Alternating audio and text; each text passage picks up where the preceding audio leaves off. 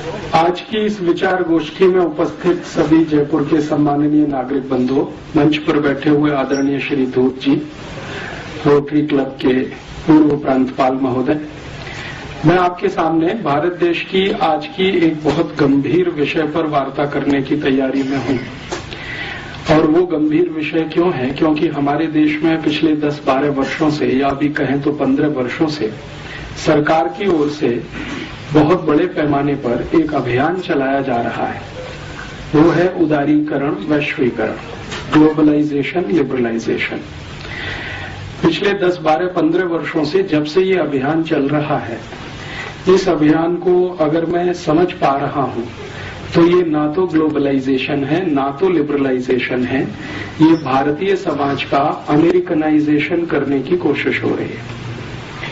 क्योंकि अगर ग्लोबलाइजेशन की हम बात करें और लिबरलाइजेशन की बात करें तो वो बात कुछ दूसरे तरह की होती है। जैसे हम कहते हैं कि दुनिया जो है ना सबके लिए खुली है। अगर दुनिया सबके लिए खुली है और बार बार एक मुहावरा इस्तेमाल होता है कि अब पूरा विश्व एक गांव हो गया है, कोई कहीं भी आ सकता है, कोई कहीं भी जा सकता है, तो इस दृष्टि से मैंने उदारीकरण, वैश्वीकरण को समझने की कोशिश की है कि क्या सच में विश्व एक गांव हो गया है। तो मेरे मन में जो प्रश्न आता है वो और जो हो रहा है वो दोनों को जब मैं देखने की कोशिश करता हूं तो पता चलता है कि ऐसा तो कुछ भी नहीं हो रहा है। अगर हम ग्लोबलाइजेशन का सही अर्थ माने तो भारतीय मान्यता में और भारत की संस्कृति में, सभ्यता में वसुधैव कुटुंबकम कहा गया है कि सारी वसुधा, पूरी पृथ्वी हमारा एक परिवार है, कुटुंब है, जिसमें हर कोई स्वतंत्र है अपनी इच्छा से दूसरों की सीमाओं का सम्मान करते हुए कुछ करने के लिए। हमारी तो भारत की मान्यता कुछ इस तरह की है। लेकिन क्या दुनिया में वैश्वीकरण और उदारीकरण के नाम पर जो हो रहा है वो वैसा ही है? तो देखने में आता है कि हो ये रहा है कि अमेरिका और यूरोप की तरफ से दुनिया के गरीब देशों को जबरदस्ती दबाकर एक तरफा उनको अमेरिका और यूरोप की वस्तुओं का, सेवाओं का बाजार बनाने की तैयारी और कोशिश हो रही है।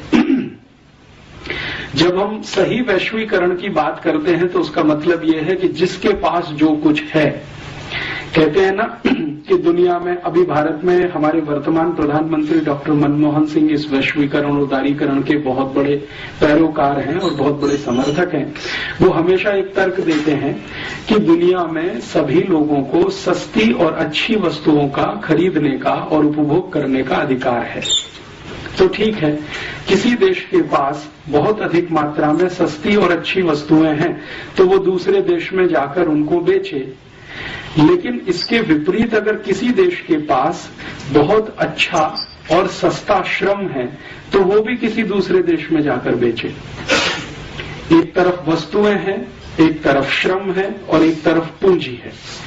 अगर किसी देश के पास बहुत सरप्लस में पूंजी है, बहुत अधिक मात्रा में पैसा है, जो पिछले 500-700 वर्षों में किसी ऐतिहासिक प्रक्रिया के तहत इकट्ठा हुआ है, जैसे यूरोप और अमेरिका में, तो वो तो स्वतंत्र हैं अपना पैसा लेकर कहीं भी जाने के लिए, कहीं भी लगाने के लिए, कहीं भी इन्वेस्ट करने के लिए, और सारे के सारे नियम, कायदे, कानून उसी हिसाब से बन रहे हैं।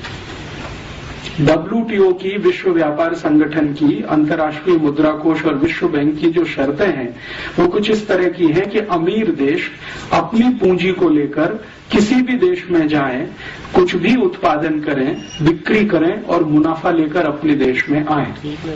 तो जब भी उनसे ये बात होती है कि भाई आप अपनी पूंजी लेकर दुनिया के अगर किसी भी देश में जा सकते हैं, तो जिन देशों के पास पूंजी नहीं है उनके पास दूसरी कोई चीज है तो वो उसे लेकर दूसरे किसी भी देश में जाने की उनको छूट होनी चाहिए। जैसे भारत के बारे में मैं बात करूं, अफ्रीका के बारे में बात करूं, एशिया के देशों के बारे में बात करूं, तो हमारे पास पूंजी अधिकता में नहीं है, क्योंकि एक ऐतिहासिक प्रक्रिया के तहत पिछले 500 साल में हमारी पूंजी को लूटा गया है।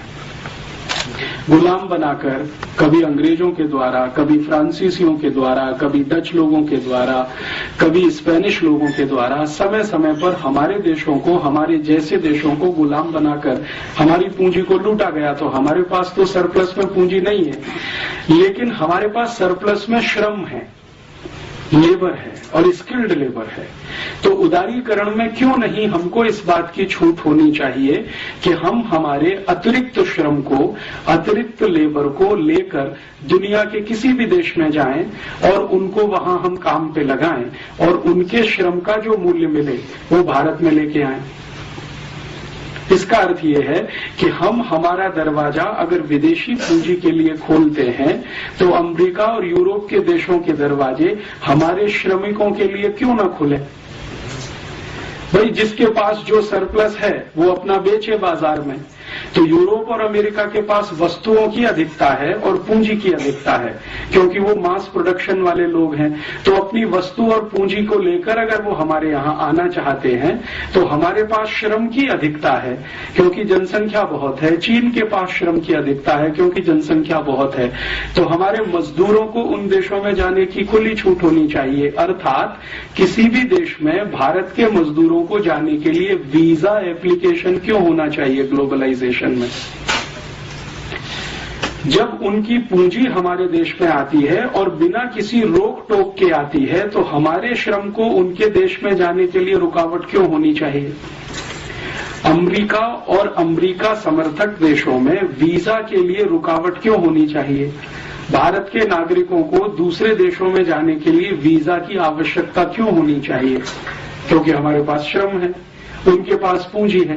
दुनिया में दो ही चीजें होती हैं जो उत्पादन में मदद करती हैं, या तो पूंजी मदद करती है या श्रम मदद करता है। और पूंजी अकेले तो कुछ नहीं करती बिना श्रम के।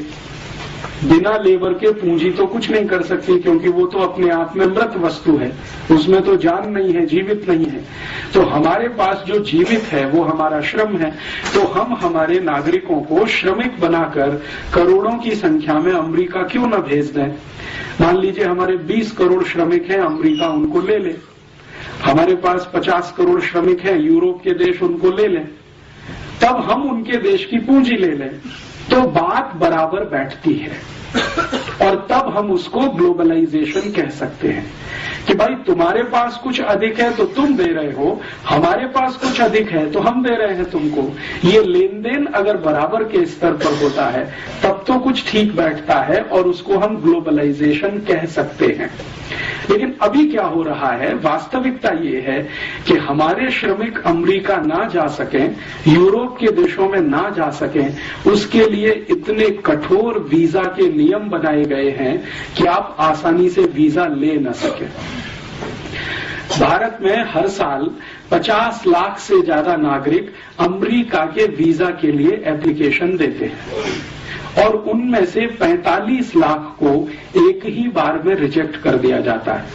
5 लाख में से सिलेक्शन किया जाता है और उसमें से मुश्किल से 1-8 लाख को या उससे भी कम 70-80 हजार को वीजा दिया जाता है। तो हमारे यहाँ से नागरिक उनके यहाँ नहीं जा सकते, लेकिन उनके यहाँ से पैसा हमारे यहाँ आ सकता है। अच्छा, जब इन देशों के साथ इस तरह की बात होती है तो वो एक तर्क देते हैं। तो ये कहते हैं कि अगर हम भारत और भारत जैसे विकासशील देशों के श्रमिकों के लिए अपने दरवाजे खोल दें तो हमारे देश में तो ओवर पॉपुलेशन हो जाएगा। लेकिन उनकी ये बात सच नहीं है, ये बहुत बड़ा झूठ है, क्योंकि वो देश बहुत कम पॉपुलेशन वाले हैं पहले से ही। तो इसलिए ओवर पॉपुलेशन होने का कोई कारण वहां दिखाई नहीं देता। मैं आपको एक तुलनात्मक तरीके से समझाता हूं। भारत में 110 करोड़ लोग रहते हैं लगभग इस समय, और हमारा जो कुल क्षेत्रफल है उससे 2 गुना ज्यादा क्षेत्रफल अमेरिका के पास है। अमेरिका का क्षेत्रफल पूरे देश का हमारे भारत से लगभग 2 गुना ज्यादा है और अमेरिका में मात्र 30 करोड़ लोग रहते हैं। इसका मतलब ये है कि अमेरिका में अभी भी 30 करोड़ लोग और रह सकें, इसकी गुंजाइश है। तो क्यों नहीं अमेरिका की सरकार अपने सारे दरवाजे खोलकर दुनिया के देशों से कहती है कि तुम हमारी पूंजी लो और अपने श्रमिक हमें दो। तो भारत से 30 करोड़ श्रमिक हम अमेरिका भेज दें, हम भी थोड़े बैलेंस हो जाएं, वो भी थोड़े बैलेंस हो जाएं। लेकिन अमेरिका 30 करोड़ तो छोड़ दो, 3000 लेने को तैयार नहीं। अमेरिका से भी ज्यादा क्षेत्रफल कनाडा देश का है। कनाडा का क्षेत्रफल तो अमेरिका से भी ज्यादा है। भारत से तो लगभग 3 गुने से ज्यादा है कनाडा, और आबादी उनकी बहुत कम है। आप जानते हैं कि कनाडा की कुल आबादी 3 करोड़ से भी कम है। तो 3 करोड़ की आबादी है और भारत से 3 गुना क्षेत्रफल है। हम भारत के 110 करोड़ लोग जितने क्षेत्रफल में रहते हैं, कनाडा में 330 करोड़ लोग रह सकते हैं। तो क्यों नहीं कनाडा की सरकार अपने सारे दरवाजे खोलकर भारत और भारत जैसे श्रमिकों को क्यों नहीं आमंत्रित करती। कनाडा के आगे चले, ऑस्ट्रेलिया की बात करें। ऑस्ट्रेलिया का क्षेत्रफल भी भारत से 2.5 गुना ज्यादा है और ऑस्ट्रेलिया की कुल आबादी मात्र 2 करोड़ है और हमारी कुल आबादी 110 करोड़ है। माने जितनी क्षेत्रफल में 110 करोड़ लोग रहते हैं, उतने क्षेत्रफल में ऑस्ट्रेलिया में 250 करोड़ लोग रह सकते हैं। तो ऑस्ट्रेलिया की सरकार अपने दरवाजे क्यों नहीं खोलती भारत के सभी श्रमिकों के लिए कि आप आओ, हमारे यहां बस जाओ, क्योंकि हमारे पास बहुत बड़ा क्षेत्रफल है, संसाधन भी बहुत है। क्योंकि ऑस्ट्रेलिया की पूंजी भारत में आ रही है, तो भारत का अतिरिक्त श्रम ऑस्ट्रेलिया जा रहा है, ग्लोबलाइजेशन हो रहा है। और एक उदाहरण देता हूं, ऑस्ट्रेलिया के नजदीक में एक देश है न्यूजीलैंड, उसका भी क्षेत्रफल भारत से ज्यादा है और सौभाग्य दुर्भाग्य जो भी है वहां रहने वाले लगभग 1 करोड़ के आसपास है, 1.25 करोड़ है। तो क्यों नहीं न्यूजीलैंड की सरकार ये कहती है कि आप आओ, आपके लिए सारे दरवाजे खुले हैं, हमारे पास पूंजी ज्यादा है, आपके पास श्रम ज्यादा है, आप अपने श्रमिकों को न्यूजीलैंड भेज दो, हम उनको खपा लेंगे, क्योंकि हमारे पास बहुत सारे रिसोर्सेज भी हैं और बहुत जमीन भी है। और ये जो न्यूजीलैंड है, ऑस्ट्रेलिया है, कनाडा है, ऐसे दुनिया में 145 देश हैं जिनकी जनसंख्या 1 करोड़ के आसपास है। और ये 145 देश 1-1 करोड़ के आसपास की जनसंख्या में रहते हैं। और भारत और चीन जैसे जो देश, 2 देश जहां की कुल जनसंख्या लगभग 250 करोड़ के आसपास है, वो इनसे कम क्षेत्रफल में रहते हैं। तो चीन और भारत के पास श्रम बहुत है, एशिया के पास श्रम बहुत है।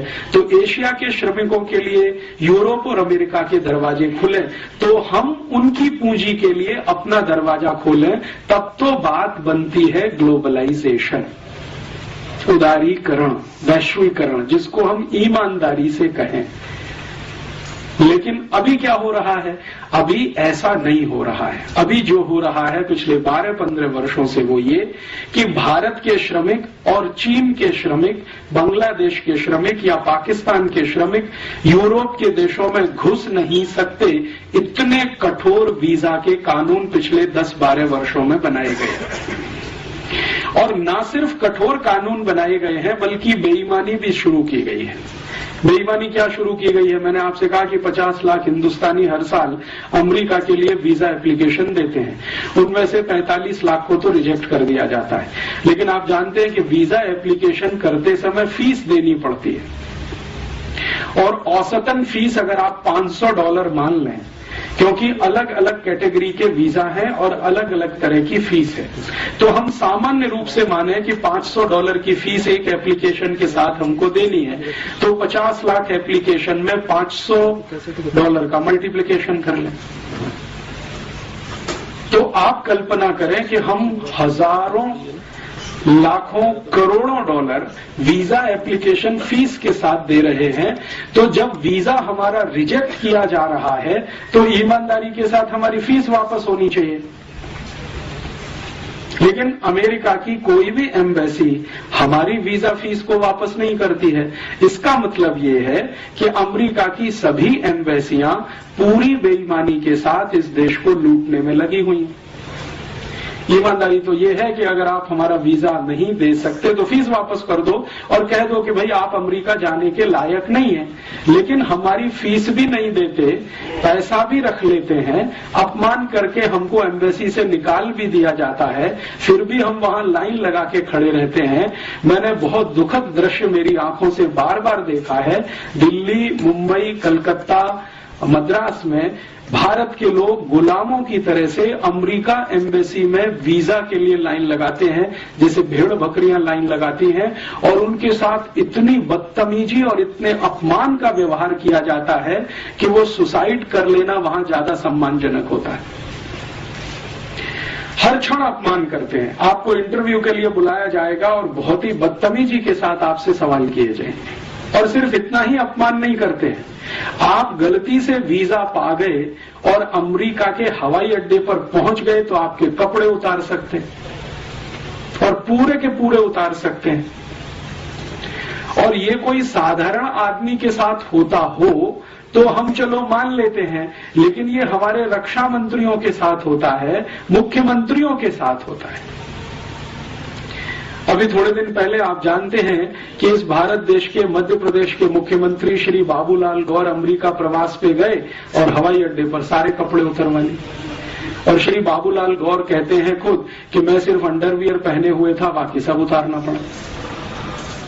इसी तरह से हमारे देश के एक बहुत बड़े समाजवादी नेता जॉर्ज फर्नांडीज जब भारत के रक्षा मंत्री की हैसियत से अमेरिका गए तो उनके सारे कपड़े उतार दिए, सिर्फ अंडरवियर पहने रह गए। तो भारत के रक्षा मंत्री का, भारत के मुख्यमंत्री का किसी भी हवाई अड्डे पर कपड़े का उतार दिया जाना, ये इस बात को बताता है कि उनकी जो मानसिकता है हमारे प्रति गुलामी वाली, वो अभी गई नहीं है। वो हमको अभी भी गुलाम मानते हैं। तो फिर ग्लोबलाइजेशन कैसे हो सकता है?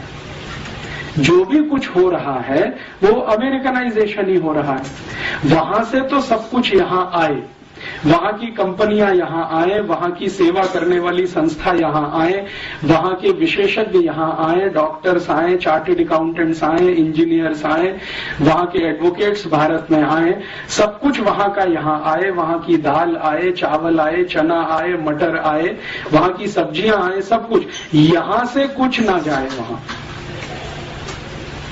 वहां की संस्कृति आए, वहां की सभ्यता आए, वहां की परंपरा आए, सब कुछ आए, यहां से कुछ ना जाए वहां। तो ये तो कुछ ग्लोबलाइजेशन नहीं है और ये तो कुछ लिबरलाइजेशन भी नहीं है।